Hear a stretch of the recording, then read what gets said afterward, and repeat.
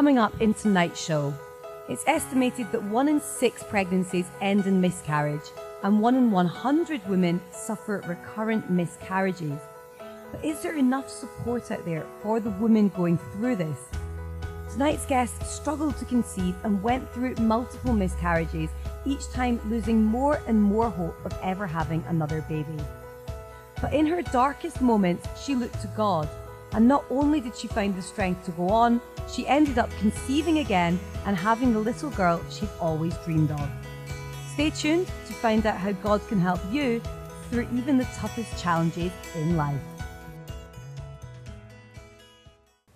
Hello and welcome to tonight's Finances. The loss of a baby is something that no one should have to go through, and miscarriaging is something that all pregnant women dread.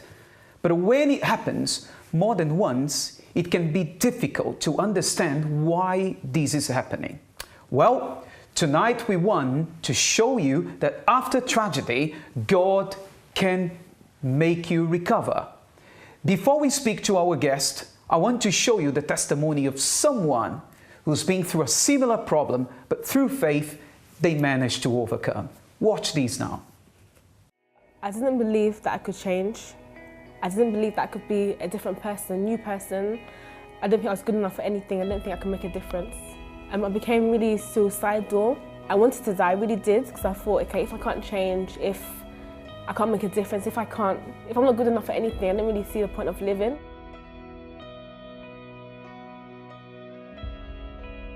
But at the same time, I was scared of dying, to the point that to cross the roads even, I would never cross the roads like halfway, like the midpoint of crossing the roads. I would always make sure I went to the traffic light, and even going to the traffic light to cross, I was really like paranoid. A relationship that I got involved in led me to believe that I wasn't good enough. But then not only from what I was hearing, also for what I was seeing as well, to me I thought it was true, because there was many things that I wasn't good at, many things I could not do. So I believed that I wasn't good enough. I believed that everything I'd been through was just preparing me for more suffering in the future. They would tell me negative things, but I saw it as a way. I thought it was true. When they'll say these negative things, I didn't see like, oh, they were doing something wrong. I just thought it was true, like what they're saying, because I can see it with my own eyes. That's what created my mindset. My mindset was based upon everything I'd been through and things that I was hearing. So I'll hear negative things at home as well, like I wasn't good enough. Just similar things I'll hear at home too. So for me, it wasn't really anything new. The only thing is that this person, I respected this person. I thought this person was there to, like cared for me. So this all started from when I was young, not too young, probably about 10, 11. So yeah, so it didn't really, what I used to face at home, it didn't really affect me that much, because I still, whilst I was growing up, I was still like, just doing things, like living my life. I was just living as a normal person, to be honest. When I was alone, I'd get like so many thoughts. I wake up in the morning, so many thoughts in my mind, just everything, just flashbacks. I'd be hearing the same things, the same things that they'll tell me. I was hearing those same things over and over again in my mind. Even after everything had stopped, even after everything stopped, I still used to remember everything. Like just randomly, I just remember be sitting down, just thinking, it would just come into my mind like a cycle. So even though I was not facing those situations anymore, it was still affecting me as if it was happening at present. I started realizing that this was the big problem when I was in the help center. I'll be trying to change, but I didn't realize why I wasn't changing. I didn't realize why I wasn't moving forward. I had to really look deep down and see why I wasn't changing, and I found that my mind was really negative. I saw that I didn't believe that I could change. The challenges I faced was not believing, because of course faith is the assurance you believing in something that you cannot see. And for me, I hadn't really seen my change yet, but I didn't believe it was possible because of everything I'd been through, because of my negative mindset. The situations that I would face in a relationship really led me not to believe in myself, not to believe that I could change, because I allowed those words, rather than making me someone else stronger and tougher, I allowed those words to put me down. I believed it as I heard it, that's how I took it. I took it as I heard it. I didn't really digest it or think that maybe it means something else or means that. I just saw it as how it was said. Upon coming to the church, I would hear the word of God, and I believed that was true. I knew that was true, but I didn't really think it applied to myself. So I believed it for other people, but I didn't really believe that I could change, that I could really receive the promises of God. I found it really hard to really take the word of God on board, because whenever I would hear something positive, I would receive it with joy. I'd be so glad, I'd be happy, I'd be encouraged, motivated. But then later on, everything I'd been through, everything I'd heard already from someone that I respected, those words will come back in my mind and will eliminate, will like erase the positive things that I had received. So I had to realize that to believe is a choice that I have to make. So I would take one thing, like just maybe a small sentence from the word of God, and every day the same thing, I would meditate on that. I would really read and really think about what I was reading, really repeat it to myself until I really believed. I chose to put my faith in that word that I had received.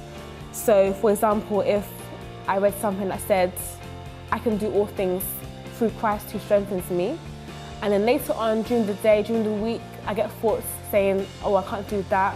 No, that's not possible. I can't do that. Like, you know you can't do that. When I get those thoughts in my mind, then I would use the words that I took and say, no, I can do everything. I can do all things through Christ. I can do anything. So that's how things started changing for me. So after just a couple of months, then I started seeing that I was getting more positive, believing in myself more, and just doing things that I didn't really do before. Today, I do believe in myself. I'm still like working, still pushing for my potential, and I believe in my potential. I believe in the Meredith that I can and will become.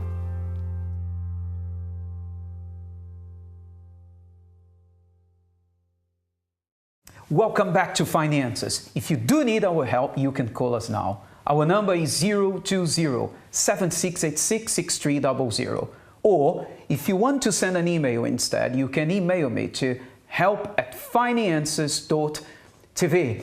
Tonight we are talking about the matter of miscarriage, which is quite complicated, especially to a woman who experienced this more than once. And you know, Pastor Douglas, many women out there, they have this experience, and many times what happens, when it happens, they want to give up. They want to give up on life, because one of the questions that they ask themselves, why does to happen with me? Why other mothers, they have that opportunity to have their children, but mine is lost? And that's what we find many times there. Actually, this is a story of tonight's guest, Nita. She's been through 6 miscarriages, but now she's a mother of a beautiful 5-year-old girl. Well, she's going to be here shortly to be talking to you about this. But before, we are going to go with Rachel and Funky, our guest. Thank you, Pastor. Yes, what do we know about miscarriage? Well, it's actually estimated that miscarriage occurs in 1 in 6 women who know that they're pregnant, and 1 in 4 overall. And around 1 in 100 women in the UK suffer recurrent miscarriages.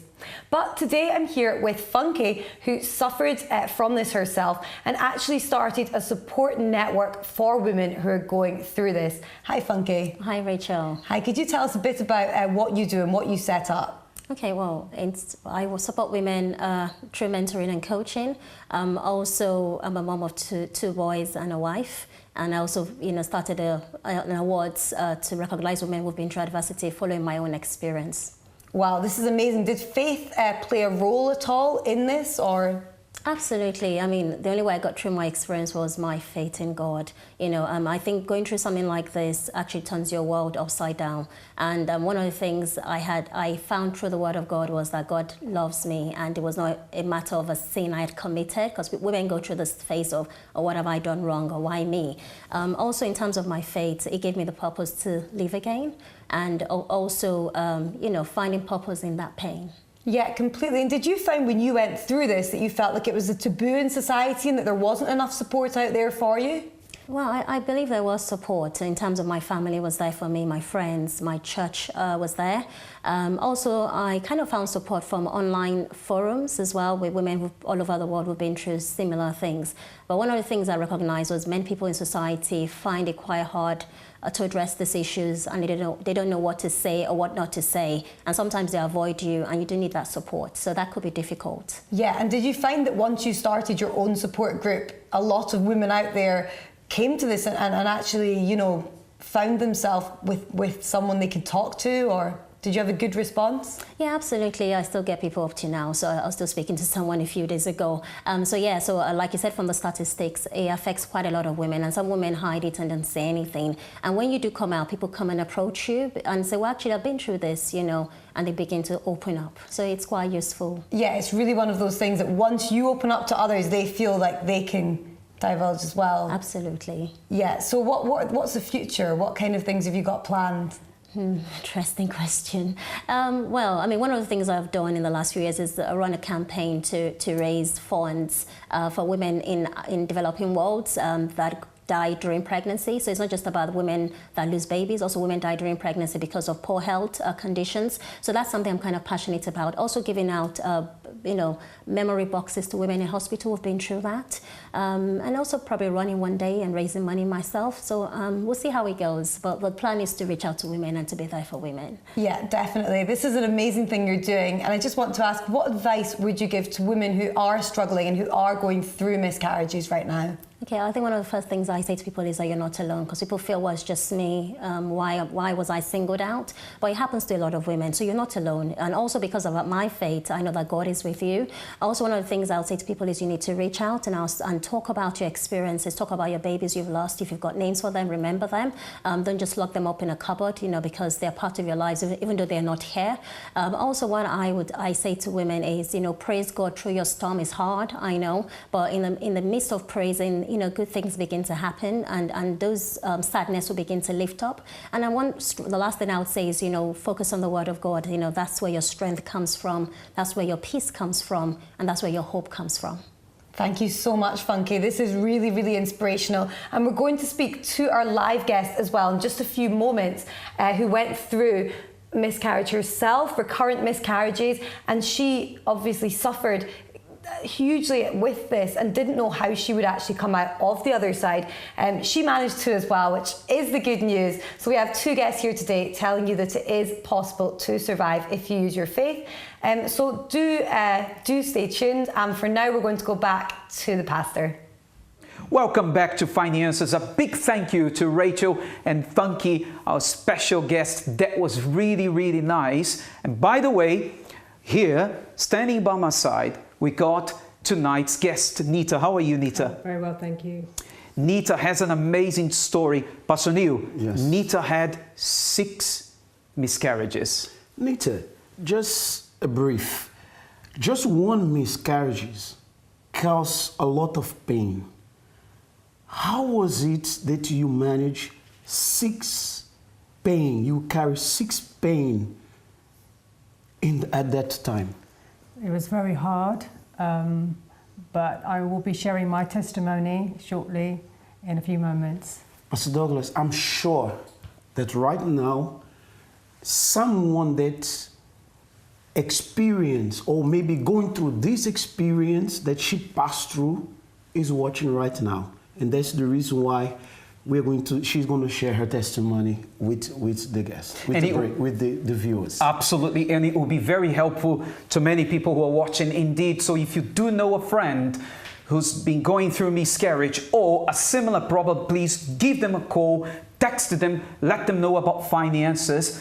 And please, last but not least, remember that Finances is also on social media. If you have missed one of our shows, you can go to our YouTube channel, just search for Finances on YouTube, and then you'll be able to view the previous shows on HD quality. We are also on Facebook and Instagram. Okay, so now we are going to go to a quick break and we'll be back shortly.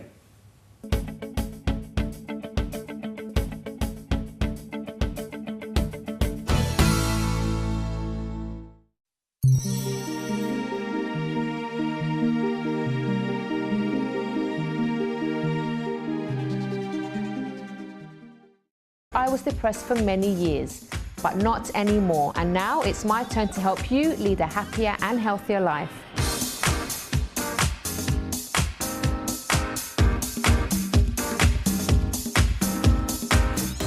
Watch The Chrissy B Show on MyTV. Melting polar ice caps, droughts, and rising sea levels. Climate change brings global disasters, and human activities are part of the problem.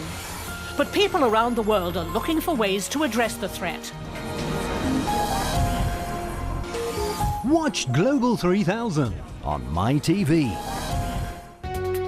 The Day provides current news and affairs background analysis. A growing number of migrants crossed the Serbian-Hungarian border. There is no doubt about it. Understand top stories, get professional expertise, statistics and video footage that will give a full insight into the world's most recent issues. Get information in its most complete form. Watch The Day on MyTV. Meet the amazing SUV Jaguar, the stylish Fiat, a vintage VW, a sporty Honda, and the Green Smart ED. Drive it, test it, know it. We have cars for any taste. Explore vehicles and their features with our weekly show. Watch Drive It on MyTV.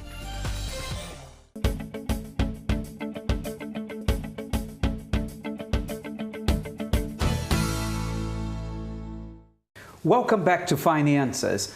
Rachel has been to the streets of London to talk to the general public about their opinion about tonight's topic, which is miscarriage.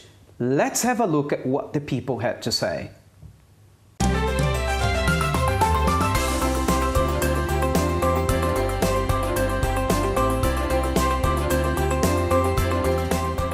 So do you think that miscarriage is a taboo subject in society? I wouldn't say it's a taboo subject, but I don't think it's something that a lot of people feel comfortable talking about for, good reason.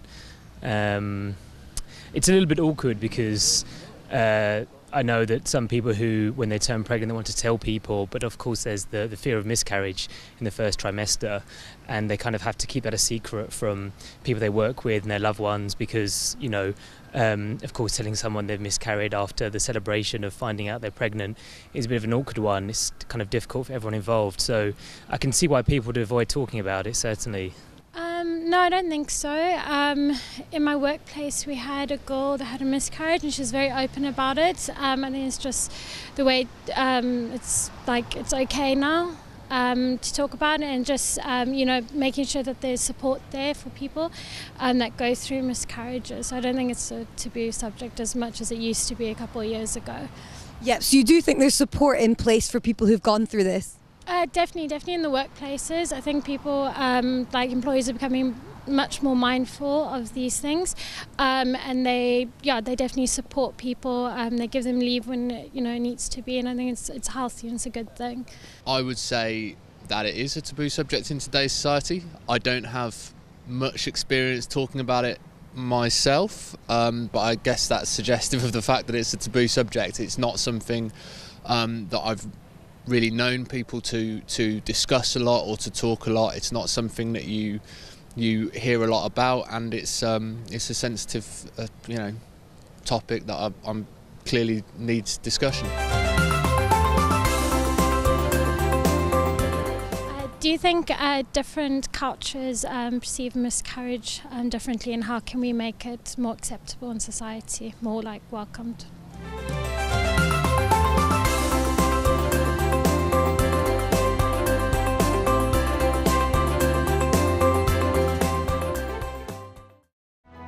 Pushing me for the rest of the week, so it's like a boost.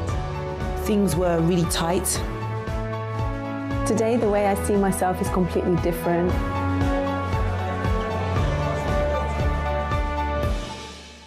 Welcome back to Finances, and Rachel went to the streets of London and got different views from different people. You may also have your say. You want to call us? Call us. 02076866300. That's our telephone number. Now, when we talk about miscarriage, well, some people regard it as a taboo subject, meaning not many people talk about it, but obviously there is plenty of support out there. People have been more mindful about the miscarriage subject indeed. However, what we want to show you tonight is that even if there is plenty of help out there, there are certain problems that unless you get the right help, no matter what you do, no matter where you go to, no matter how much money you spend, you won't get the help you want. Because certain problems are beyond our human strength. It's beyond our strength. And we are so limited when it comes to tackling such problems. And our guest tonight will talk about it. Hello, Nita, how are you? Hello, Pastor. I'm very well, thank you. Yes, Nita, I feel so delighted to have you here on this sofa because you've got an amazing story. Not many people have gone through what you've been through. So tell us, how did your dilemma begin? I started to have miscarriages and they kept reoccurring. And I had about 6 miscarriages, and I think it was difficult because I have a son already, and he really wanted to have a brother or sister. So he would come to me and say, "Mom, I want a brother or sister." So from these miscarriages I was having, I got to a point where I actually wasn't even becoming pregnant anymore. I was becoming pregnant and then miscarrying, but now there was a season I had where I wasn't even conceiving. So I was struggling with this situation, and I had been to my own doctor, who referred me to a specialist doctor in London. So I had a specialist that I went to see. He did various tests. He said couldn't find anything. There was no reason for me not to be pregnant again. And he put it down to my age. He said, it may be because you're older, you're mature. That is why you can't be pregnant. So it was a bit of a mystery about the whole thing. And through the whole situation, I was feeling very low through this, and I started to have depression. I would look at other mothers. I would see the mothers pushing the pushchairs with the babies, or even pregnant women, and I would feel very angry. I would feel jealous, and my question was, well, why me? Why do they have a child and I don't? So why me? So it was a very difficult time, Pastor, that I went through, and also not just for me, but also for my son as well, because it was affecting my whole family, and I think he was about 10 years old at that point. Yeah. So then I started coming to the place of faith, and I started. But sorry to cut in this knit. I know, for example, for a woman, normally her beauty, one of her beauty is her hair. And the other step when she cannot have a child or constantly having miscarriages is like a shame, it's like a stamp. And that's the reason why you find many women, they're afraid to speak about their miscarriages. As it's a pleasure having you, as Pastor Douglas says today, because there is not a lot that we find would be brave enough to have so much. They would feel so ashamed. It's like they use a covering and cover themselves and says, I had so much miscarriages. I feel so much ashamed. But for you, all this time, it was the first one, the second one, and then when you got pregnant again, and that, I believe that thought started to come, oh, this one you're going to lose. So it's like you are building something that you know that is going to be destroyed. What kind of, how would I put it, what kind of pressure or what causes, because sometimes when it's like this, many, they become stressed, they becomes, the pressure went up. For you, what was that moment where you feel yourself is like you were, let's say, rejected them because of all these constant lost? It was very hard because I also felt, I did feel ashamed because, and it was very difficult. People always say, when are you going to have another one? And it was always that dreaded question people would say, when are you going to have the next one? When are you going to have another one? Your child's lonely. And it was hard because I used to say, it will happen. But deep down, I felt pain. I just felt so much pain that, is it going to happen? Will I have another one? And then I would kind of console myself and say, well, it's okay, at least I have one. So I kind of make myself feel better that I have one and compare myself to other people that don't have any, and to be grateful for what I have. But deep down, I was empty. I didn't feel it was enough, and it wasn't. I wasn't completely happy deep down. It would always like be a stigma in my mind, and I would feel, my son especially, he would feel very sad. My son would go to his friends' houses and have a play date, and then he would say, well, when I would arrive to pick him up, he would say, I don't want to come home. And I said, but why? But were you depressed at that time? Because normally depression sometimes leads the person sometimes to drink, to smoke, to become angry. For you, what was it? My depression was, I didn't want to feel like going out of my house. I didn't really want to speak to people. I felt like a heaviness around me. I just felt I couldn't cope. Some days I felt suicidal. This is how I felt. My feelings, it would be too much. And I thought, am I going to be able to cope? But I knew I had my son, and you know, when he would go to his friend's house, he would say, I don't want to come home. They have brothers and sisters. Why haven't I've got no one to play with at home. I don't want to come home. Why? And it was, you know, it was hard for me to explain to him because I wanted to give him a brother or sister, but it was. Did you ever attempt to commit suicide? No. You didn't? No. But you had the thought, I had contemplated. The thought, and I just felt just a heaviness, and I just felt I couldn't cope. I felt like, but then I would have days where I was better than other days, but some days I didn't want to even come out. I didn't even feel that I wanted to get out of bed. It was a struggle to get up and get out of bed and do the daily routine tasks that I would do. It was... Yes. Well, we'll go to a break now. But then after the break, we are going to hear the second part of Nita's story. How she went from being a woman who suffered 6 miscarriages to being a mother of 2 beautiful children. Stay tuned.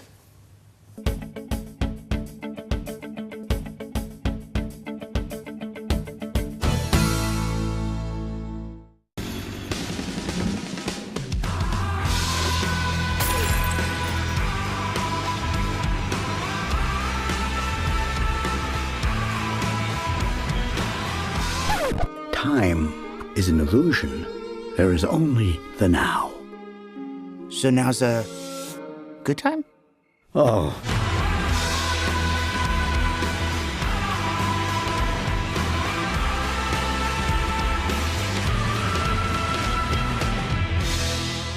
She with you?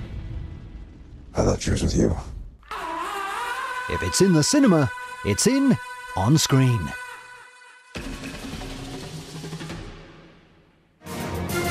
On screen on MyTV. Get all the recent news updates with France 24. Watch France 24 on MyTV.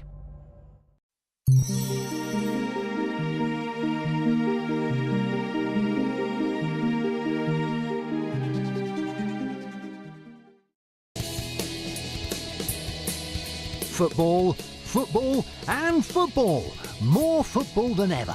Championships and Bundesliga legends are closer than you think with Kickoff. Watch Kickoff on MyTV.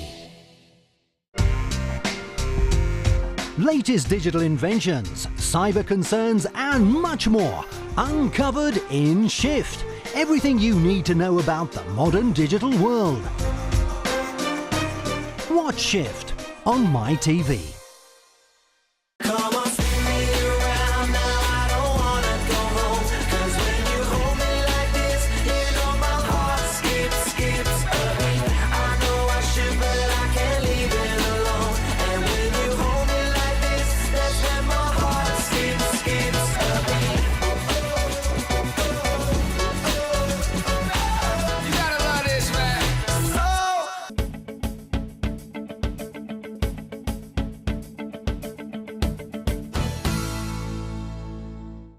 Welcome back to tonight's show, and now we are talking about miscarriage. And here with me on the sofa we got Nita, who's been through 6 miscarriages.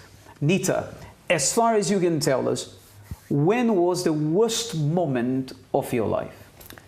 The worst moment was my last miscarriage I had, and I was 5 months pregnant. And when I went for a routine scan at the hospital, they discovered that the baby had died in the womb, which for me, I thought normally my miscarriages would only be like 3 months, but this baby I carried till 5 months. I thought, this is it. I'm going to give birth to this baby. But when I had the scan, I was horrified because they couldn't find the heartbeat. The baby had died. At that point when they gave me the news, I just didn't want to be alive anymore. I couldn't cope. I would feel like I was having a nervous breakdown. But that wasn't, from that, it wasn't the worst. It was the worst thing was from this was I had to give birth to a stillborn baby, which was the worst thing that I would want anyone to go through. Having to give birth to this baby stillborn with, and then I actually had to bury her and have a funeral for her. So, and she was a girl, because I wanted a daughter, and it was even more sad for me to know that she was a girl. It was even harder for me to cope with because I have a son.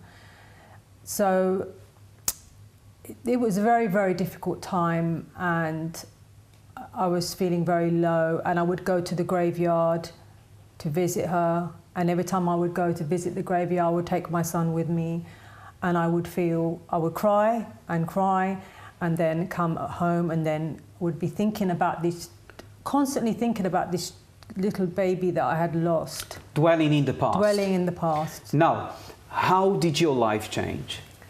So, from this, I was carrying depression every day. I was thinking about this loss, and I was walking in my local town, and I saw this notice outside the place of faith. I saw the notice saying, "Come in if you want counselling." If you have, one of the things that I noticed was written across the board was depression, which I had, and I was desperate. I needed help. And I just needed help, and I thought, well, I can go inside and see whether they can help me. So I went in, and the pastor spoke to me. He sat with me for nearly 1 hour, and I shared my story, I shared my life, what was going on for me, and he actually invited me to come back. For me at the time, I was just looking for a solution there and then, quick solution.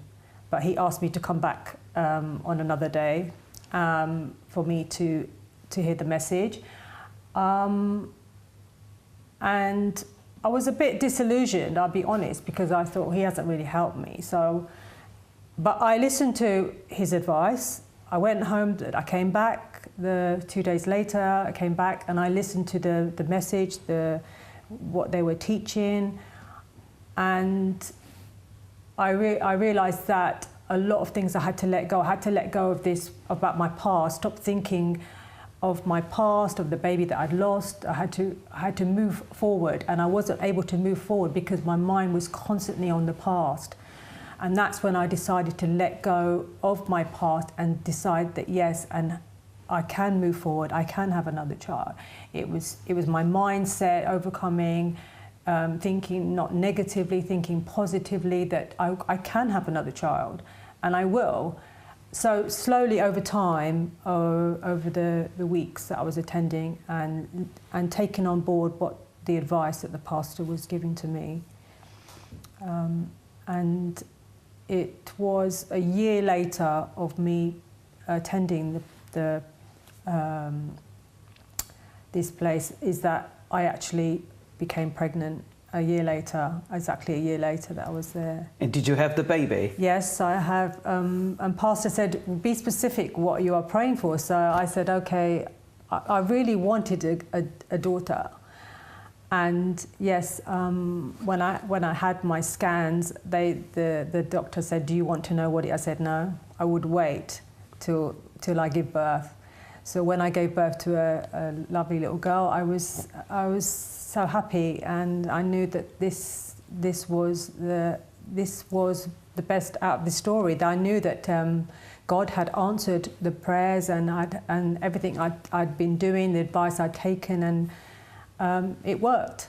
It worked for me, and it gave me hope and a future. So that means your dream came true, and you now have a 5-year-old beautiful daughter. Actually, as we speak now, we can see some images of your beautiful daughter. Yes. And is that your daughter? Yes. That's beautiful. Well, your story is very inspirational, Anita, and I believe that a lot of people, a lot of mothers who've been through the same or similar experiences, they are certainly now having faith that if they do what you did, they will have the same outcome. They will also become mothers. So congratulations. Thank you. Very powerful story. And this is what faith does, Pastor Neil. That's what it does. There is nothing that faith can't do. Nothing. Anyone who puts faith into practice is going to bring results. Wonderful. Let's now go to a break and we'll be back. And when we come back from the break, Pastor Neil will say a powerful prayer for all those mothers who are desperate. So if you know a mother who's been suffering from miscarriage or any other bad health condition, please do give them a call. Invite them, because remember, you can save a life by texting, calling, inviting this friend to a prayer. Stay tuned.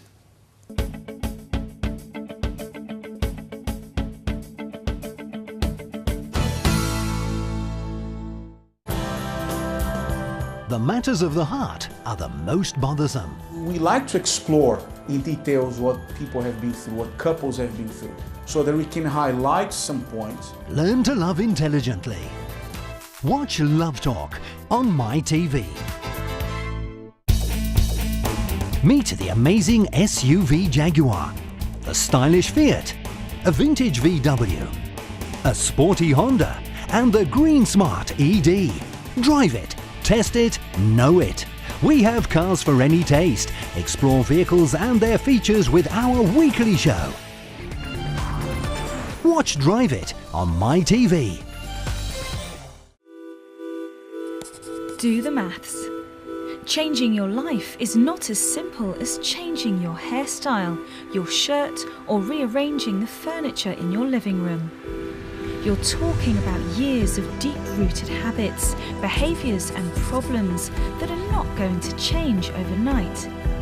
Many may say, think positively, but the trouble with that is that you can't do or change anything with just thoughts. But add action into the equation and the outcome can be different. Let's do the maths. Positive thinking plus action equals a change.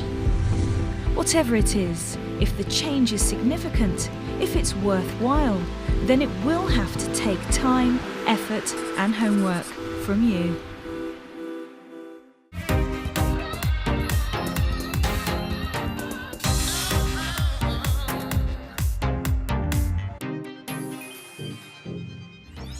Watch The Chrissy B Show on MyTV.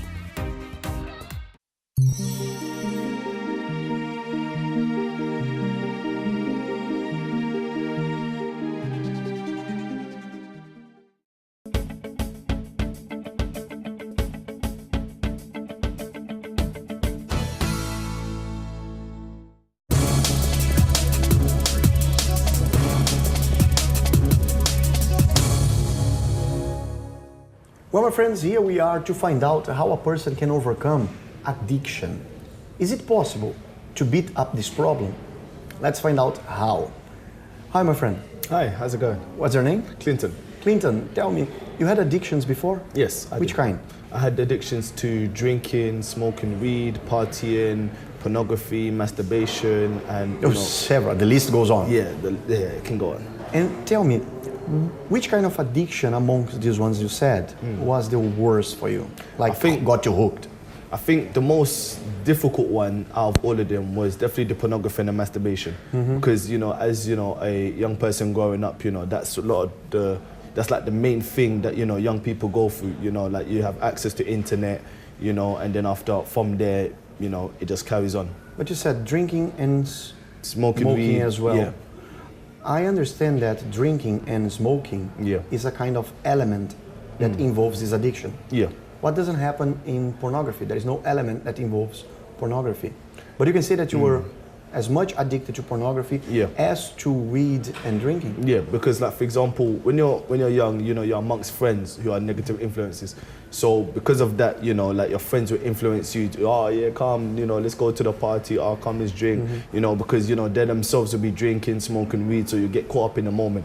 Before you know it, you'll just find yourself ending up like, always drinking, always smoking, always like, even if like nothing's happening, you always have that need in your mind, like, oh, I need to drink something today, oh, I need to smoke, oh, I need to do something today, you're always in that state of need, if I can say. And that, for addiction in pornography, was running exactly the same as drinking and weed.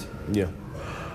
How bad was the situation? How deep did you go with it? I would say, for example, it was very difficult because, like, for example, like, especially, walking, on the road as a normal person, and then when you look at women, it's like you have X-ray vision. You'll see them naked, you're there, you're trying to focus, but you can't focus. Or like, for example, you're always in, how do I say, that state of emptiness. Like you have to like fill yourself with some kind of stimulation, excitement or adrenaline. So for example, your call your friend, today, what we're doing today, let's go out today, we'll go out drinking, smoking weed, we smoke weed before we go to the parties, like we do so much crazy things just to get that rush. But sometimes I'll go home feeling low, feeling depressed, feeling, like so much things going on in my mind that, saying to myself like, listen, like, this is life, what can I do? This is me, let me just accept it and just let life go on as it is. But seeing life going astray, did you try to stop? No. I would say, like, for example, the thought didn't really come to my mind. The only thing that I understood in life was, okay, as a person, you always want to better yourself. But, in terms of like, oh yeah, let me stop, nah. Like, I didn't really have that in my mind because, when you're amongst people like, that are constantly doing it, like that will never cross your mind. The only thing that will come in your mind is like, oh yeah, how much can we do in a day? Or, let's do more, let's do this, let's do something crazy. Always something to like top what you was doing before. Normally we say that addiction leads us to bad things. Yeah. Can you describe a worst day that addiction took you in? I would say, for example, the worstest thing that, it took me, like for example, I remember I got drunk. But I got drunk to the point like where, I couldn't really distinguish what was what. So I ended up in a situation where I almost raped a girl. So like, for example, we was both drunk and, like you know, because I was like forcing myself upon her kind of thing. So I think that's the moment where I realized like, nah, like this is too much. Like, you know, why am I getting drunk to the point of like, you know, almost raping a person or, you know, doing crazy things? Like it didn't make sense. So, you know, from there I realized, nah, I need to find a way to, you know, stop. But going to uni afterwards, you know, it was just like, you know, you got normal rules, like, you know, you can do anything you want and the list goes on. Well, they say that there is no solution for addiction, that once an addict, always an addict. I think that that was not your case because you said you overcame it. Yeah. Tell me how. Well, like, the funny thing is, like, you know, when I went to my uni, like, this was like around the first year, I came across, you know, one of my uni friends and etc. So, you know, as an outgoing person, you know, like when someone invites me to somewhere, I would say, oh, okay, let me just go there out of curiosity anyways. So, you know, he brought me into a place where, you know, it was, how do I say, inspirational, if I could say. Like, you know, the place, you know, they were talking about positive things and like, you know, life development and things like that. So I was like, that's something new. Like, you know, I never heard about something like this before. So, you know, I gave her a try. I was like, you know, let me keep coming, you know, because I've never come across, you know, a place like, you know, that speaks about positivity or, you know, making it in life and things like that. So I was like, all right, cool, let me come, you know, to like see what they're talking about. Then later on, you know, that's when, you know, I started learning, you know, the method about using faith, you know, using about, you know, like people will talk about using faith, that, and I was like, what's this? What's faith? You know, I've never heard of it. Sounds something abstract Yeah, that like, you can't touch on it. But yeah, because all my life growing up, I never come across a word like that. I was just like, faith, like, that's something you hear about maybe in a TV show or movie or something like that, but I've never come across it like that. So, you know, when I learnt about, you know, using this method about using faith and such, you know, I started seeing things moving forward in my life, you know. Then bit by bit, you know, I was like, okay, let me use this faith to, you know, stop my addictions. You know, if they say that, you know, you can use your faith to do so many things, I was like, all right, cool, let me see if I can, you know, overcome apply my this in exactly. your life Yeah, so and see if it works. Exactly. Tell me in your words, did it work? It did. It was one of the best decisions I made in my life, you know, like drinking, weed, all of it. Pornography, masturbation, everything you went away? Everything, trust me. For how long are you clean? I'm clean for 4 years now. 4 years? Yeah. 4 years? Yeah. That you can say that clean? Yeah. From everything? Yeah. From the elements and from what is addiction, but no element? Yeah. Wow, in your opinion, there is a solution then for addiction? There is. There is. What would you say for those who are addicted and can't control themselves? I would say, you know, find a way to use faith. You know, like, as crazy as it may sound, trust me, it works. Thank you very much, Clinton, for your story. Thank you. Well, my friends, there you have it. There is a way out. There is a solution for this problem called addiction. If you want to know more how you can overcome, give us a call. 020-7686-6300. Let's go back to the studio.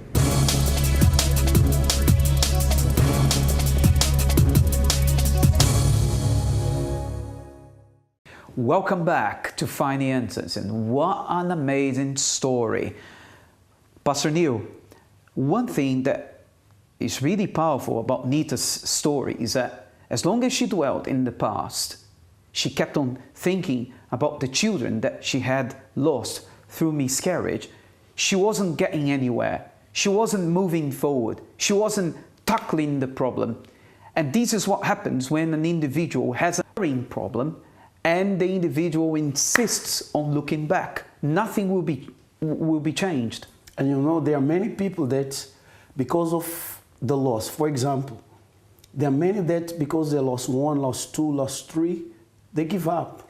And they continue thinking about those that they lost, like Nita did. Nita was going back to visit the grave and so on and so. And you see, she cried, but nothing happens. Only when she used the power of faith, then the power of faith bring into existence what the tears could not bring, what looking back could not bring. And that's what they have to do. Faith makes us look forward. Faith makes us move ahead, regardless of what happened in the past. And you too, who are watching this show now, you might have been experiencing a recurring problem. You have failed many times, let's say at your love life, your business, your career, your studies, you have noticed that your life has been a constant repeat of failures. But you know what? Faith can change the situation around.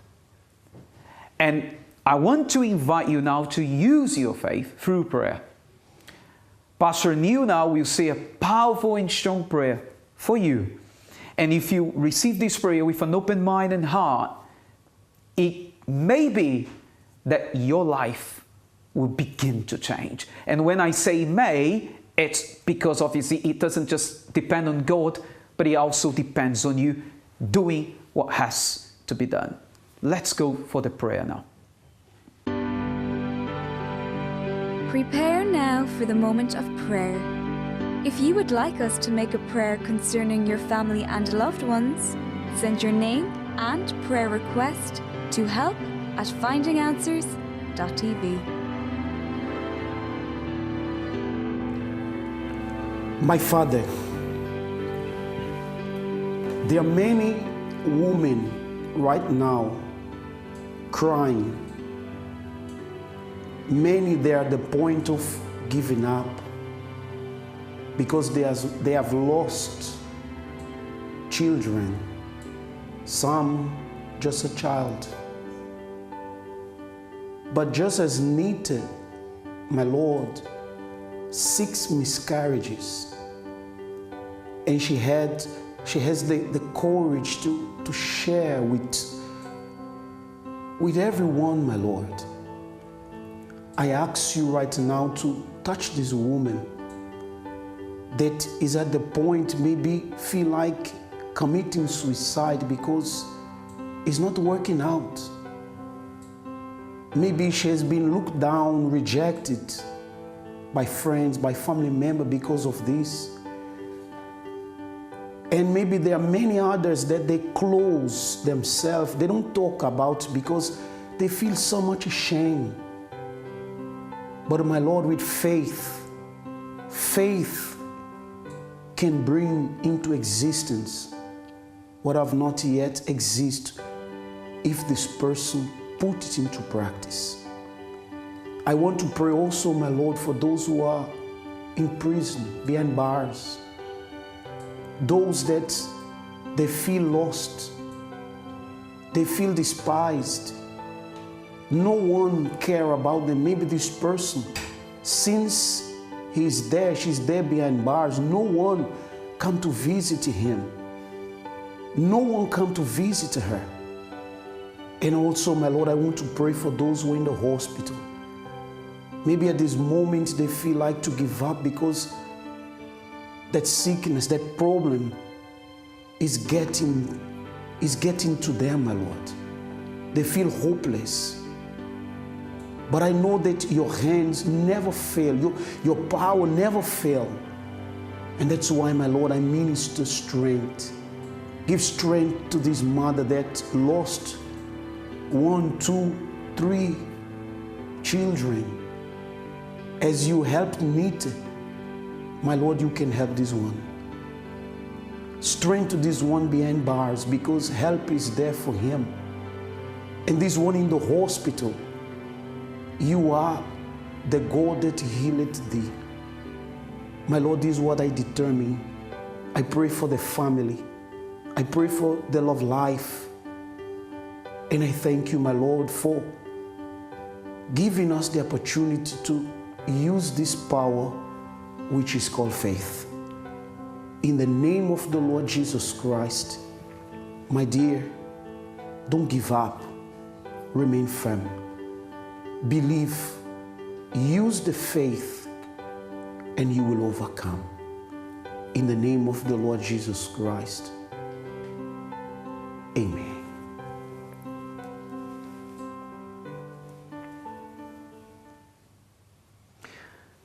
Look forward.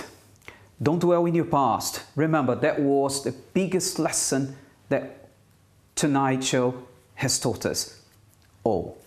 Okay, well, that's it for tonight. Thank you very much, Pastor Neil, indeed. Thank you. Okay, so God bless you. Stay safe.